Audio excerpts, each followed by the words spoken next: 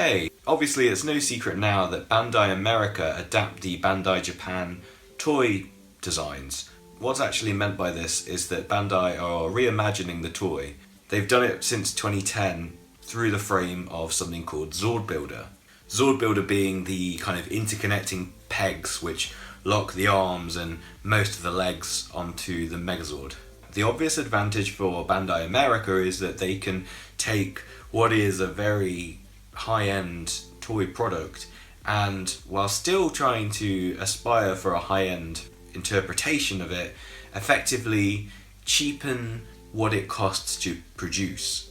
It's not a secret that the Japanese toys cost a lot more than the American ones. The American ones are working to a very specific price point, whereas in Japan, for whatever reason, correct me if I'm wrong, but people just seem happier to pay more for their toys, you know?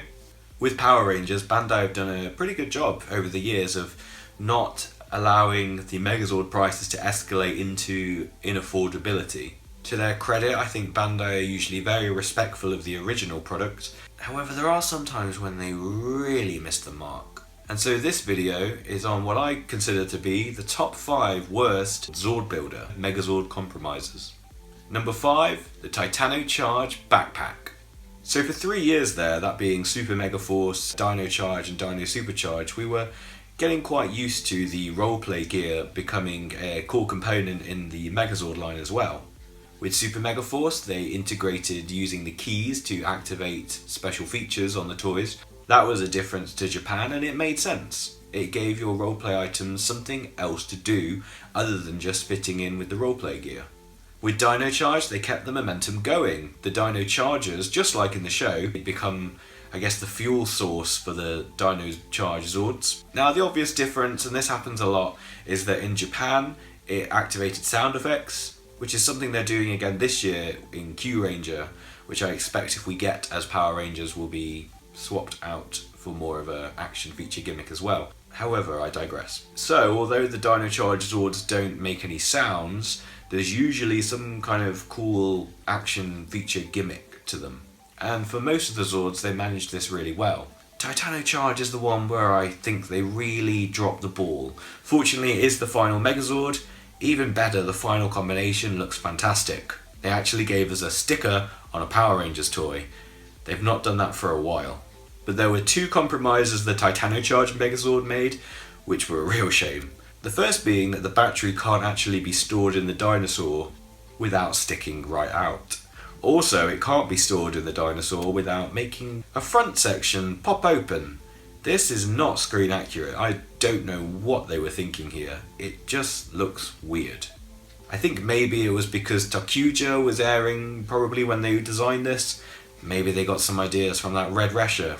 For those of you that don't know what Takuja was, it's not something to worry about. So my solution for that first problem is simply not to use it, but the second problem is again deviation from screen accuracy. That being the final attack form of the Brachiosaurus. In the show, dino batteries of other dinosaurs, I think it's about 10 of them, all slot into the back of the Titano Charge Megazord. When it's in its Ultrazord combination, the backpack becomes a weapon, or the batteries kind of fire out. For their slimmed down Zordbuilder version of Titano Charge, however, you actually just see the ends of dino batteries sticking out, and it's one moulded piece, they don't actually move. While it's decent that you at least have the aesthetic of what it would look like if they were there, it is a bit of a shame that what started out as such a great roleplay integration doesn't continue through to the end of the line. I actually think Bandai would have sold a heap more Dino Chargers if they'd left this so you actually had to insert your own batteries in there. But maybe they thought this is the last Megazord of the line. Are we really going to sell that many Dino Chargers, or are we just going to move on to Ninja Steel? Number 4, the Legendary Megazord Pegs. So I've already mentioned Zordbuilder ports and how they are used to plug limbs onto Megazords and swap them around. Legendary Megazord took it a bit too far in that it removed the opening door gimmick of the Legendary Megazord and just stuck a whole bunch of pegs on there. This, when I saw it, caused me to buy my first ever Japanese Megazord. I actually imported Gokaiō and the rest of the Gokaigerzords from the other side of the world because I thought I'm not having a Megazord with pegs on. Now, we could be really pedantic and point out that even the Japanese version, Go-Kaio, isn't completely screen accurate, because the Zords can't actually stack 5 into 1. But at least you can open the doors and pretend. Legendary Megazord had potential to be such a great Megazord, and there are some really great auxiliary Zords in that season. But instead of actually slotting in and doing the spring open gimmick just like you see on the show, you just kind of pegged them on, and often not even in the right places. It just looked awful. Plus, if you didn't actually buy any of the auxiliary Zords, you had a constant reminder that you didn't have any, because there were these pegs just sticking out the front of the Megazord. They did keep one of the doors opening, and that's what you use the Ranger key to unlock, that being the Red Ranger's skyship. And they did make one improvement in that you could slide the front door in a bit. In Japan, you basically had an option of just leaving it there or just snapping it off to remove it for the time being. So that is one thing I liked. If they dealt the other 4 Zords that level of quality, it would have been a must-have. Number 3, the Lionfire High Chair. So at time of recording, this is now making its way onto shelves pretty much everywhere. This is Bandai America's first foray into playsets since, correct me if I'm wrong, the days of the truck that kept being retooled in the Disney seasons. Obviously, Bandai struggle when it comes to high price point Zords. We've learned that with the Titano charge. They either need to reduce it down into a simple version which puts it on par with the other Megazords in the scale, or in this case, accept that it has to be bigger, but in order to justify that higher price point you need to increase its potential with a secondary feature.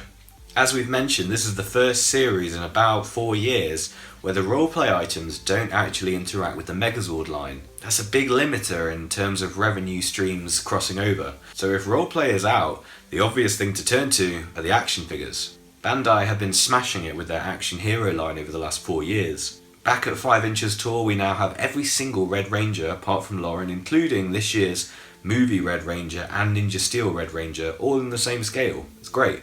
It's been going so well for them. Not only do we get multiple cockpit modes, but we've also been getting a lot of villain figures. So with all these figures battling all over the shop, Bandai clearly thought it was time to give them a playset in order to fight on. The Lionfire Fortress Zord was already bigger in Ninja in Japan, but it wasn't that much bigger. In its final, I guess, Ultra Zord-esque mode, the Ninja Steel Megazord will sit in the Lionfire Fortress, and then the Gold Ranger's Bull Rider Zord will kind of slot in and around, and you'll mostly see cannons sticking out. So that's fine. Personally, I'm not so much into the whole Ninja Steel Zord aesthetic, but that Ultra Zord combination I really like, and I think it's a great shame that instead of looking like a Megazord sat on a throne, the Lionfire Fortress version looks like a kid sat in a high chair. They basically made it too big. They've done this so that the Lion Zord mouth can accommodate a 5-inch figure without looking out of place. But that's come at the detriment of the combination. And as big as it is, there's not actually anywhere for the Gold Bull Rider Zord to slot in. Yes, it uses the cannons, but the rest of the Zord gets left for spare parts to one side. It's a big shame, and it's something that they should have done better at. Number 2, Samurai Megazord Symbol Mode. The year was 2011 and Power Rangers was back on the air in its 18th season as Power Rangers Samurai. It was good times. It was like a mini revival. People were excited about the show again. It was being marketed correctly. Bandai was still the licensee of the toys. And though we were still in the era of terrible 4-inch scale action figures, Bandai had a real opportunity on their hands by adapting Shinken-O as the second Zordbuilder Megazord. The Samurai Megazord. People were clearly very excited to find out what it was going to be like, and to be honest, for the most part, they liked it.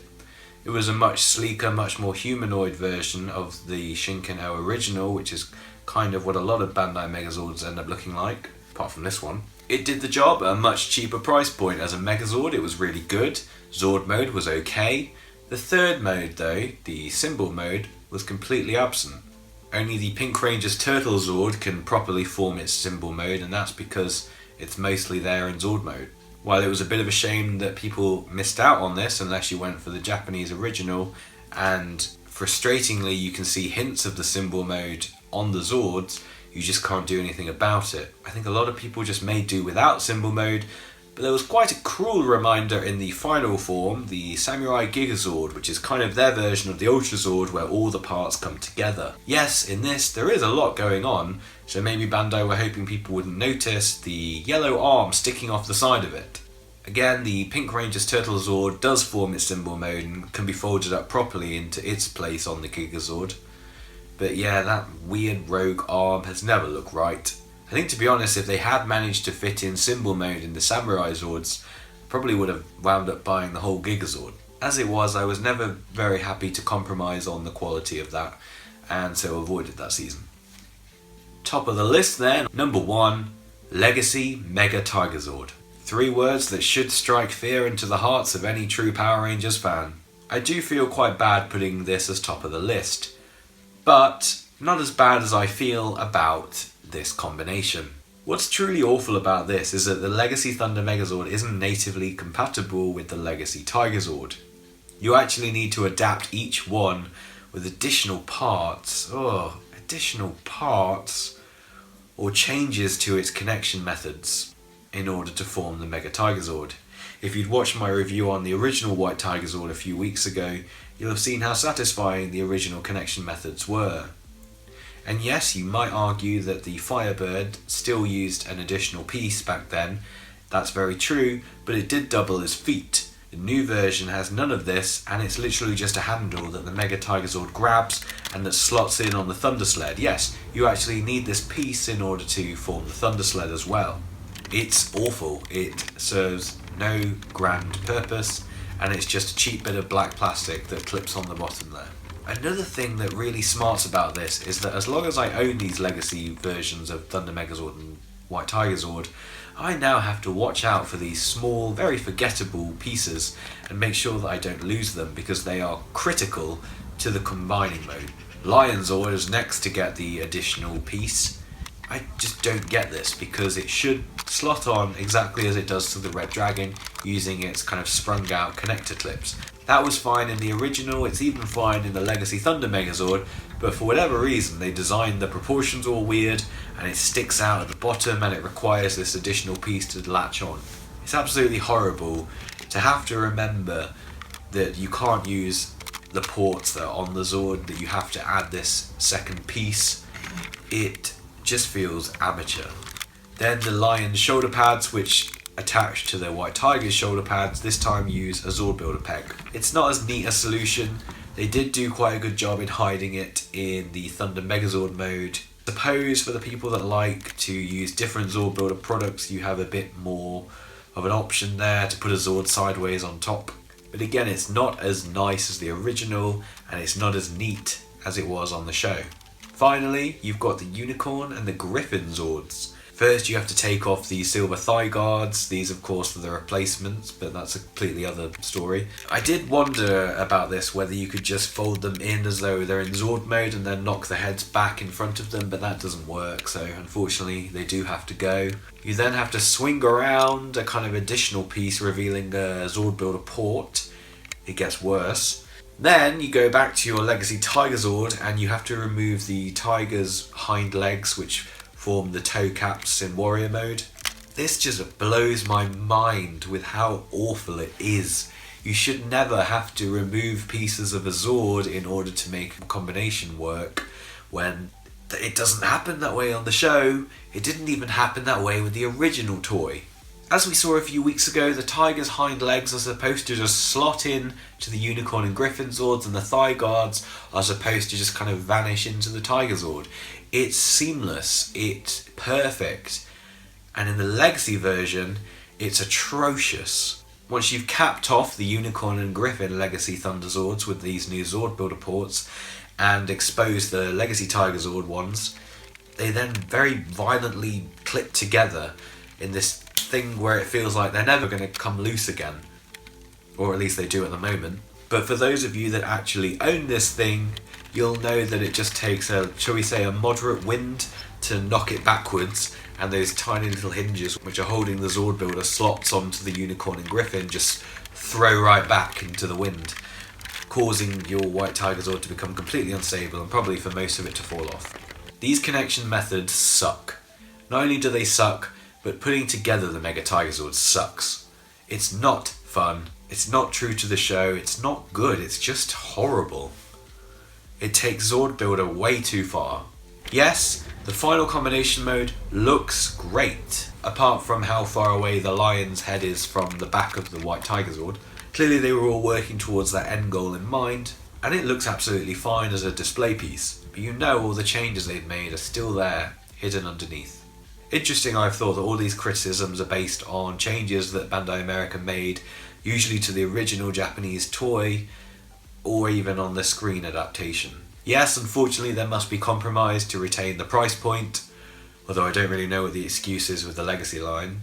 But I just hope that these 5 stay the top 5, and that we don't keep adding to this list with things that are even worse in future. So I hope you found this video useful. If it's upset you in any way, maybe go and have a look at the original Japanese mecha on the internet. Admittedly, they're not always perfect either, but I'm sure that's a different story, one that we'll probably save for another time. Until then, see you later.